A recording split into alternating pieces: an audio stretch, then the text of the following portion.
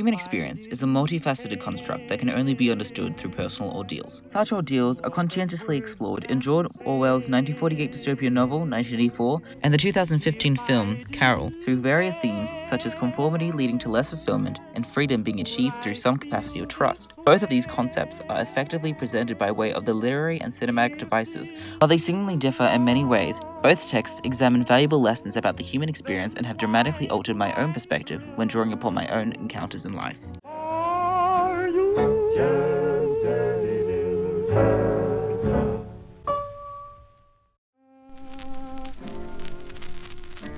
From the beginning of 1984, Orwell presents the extent of the control the party has over an individual's private and social life. This lack of personal power culminates into the protagonist, Winston, to commit a thought crime in order to rebel by repetitively scribbling the phrase, "Down with Big Brother," into his diary. By doing so, Orwell uses this literary device to illustrate how Winston has tried to conform to the morals and regulations of the party, but his frustration and inner turmoil have overwhelmed him, reinforcing the theme of conformity leading to less fulfillment in the process. As the deuteragonist of the novel, Julia explores a different way of rebelling against the party other than committing thought crimes, such as Winston.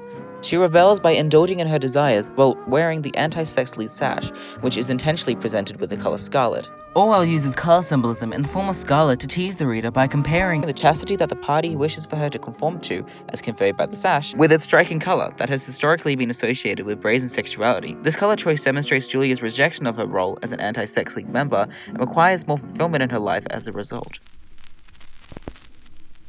Near the final act of Carol, the protagonist Therese is presented to be in a state of regret and dissatisfaction with her life. She reflects on this in a scene that displays her reluctance to conform to the expectations of others while attending a party, but also her perceived role in society. Therese's inner anguish is conveyed through various camera and lighting techniques used within this portion of the film. The audience can first visually identify Therese's emotions through the blocking of this moment in the scene. Therese is framed and placed separately to the activity of the party in order to accentuate her reluctance to further conform to societal norms. The director's blocking of Therese demonstrates that she no longer feels fulfilled to a society whose expectations she has previously accepted and willingly met. Therefore, this scene portrays a turning point in her approach to life, and her ultimate decision to reject that expectation that she will marry a man, have children, and settle down in the suburbs. Instead, she isolates herself further from the party. The audience is later subjected to Therese in another shot attempting to relax and subdue her regrets in a bathroom.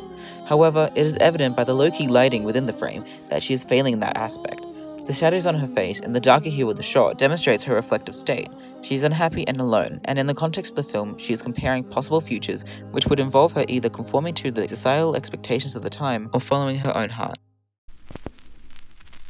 Through researching this particular idea, that conformity leads to less fulfillment, I have learned that adhering to societal or cultural expectations will ultimately lead to less fulfillment in my life. In order to truly enjoy the human experience, I must be true to myself. As someone of my background, my experience of conformity can be summarized in 3 words: soccer, theater, and academics. I started to play soccer on a team by the time I was 15. However, as I grew to understand myself, my differences towards the other boys were becoming more and more outwardly apparent, eventually culminating in my departure from the sport that had become more damaging for me as time went on. After soccer, I tried to revert to stereotype and instead tried theatrical productions at my school. However, I found that the environment had its own toxic culture and was no longer fulfilling for me than my previous endeavor. Eventually, I found my satisfaction through my study of modern and ancient history, which is more personally rewarding. Ultimately, I credit myself as going against the grain by being a queer feminine guy who doesn't find fulfillment in what is expected of me by society, to either assimilate into a masculine environment or to conform to the archetype of the gay kid.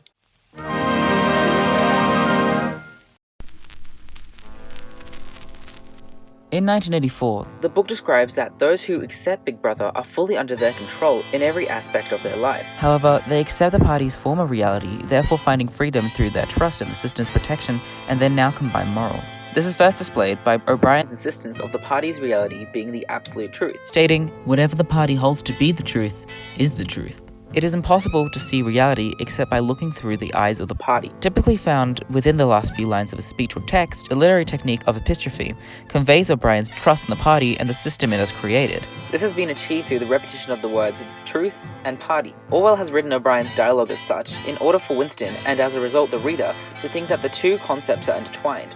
For if an individual believes in a plane of existence that contradicts the morals and philosophies of their current environment, that according to the realm they still inhabit, they are seen as wrong. In the context of the novel, O'Brien expresses this sentiment by articulating the party's insistence of reinventing history in order to accept the current reality the party wishes to impose.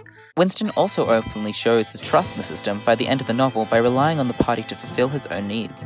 This is presented with the line, "But it was all right. Everything was all right."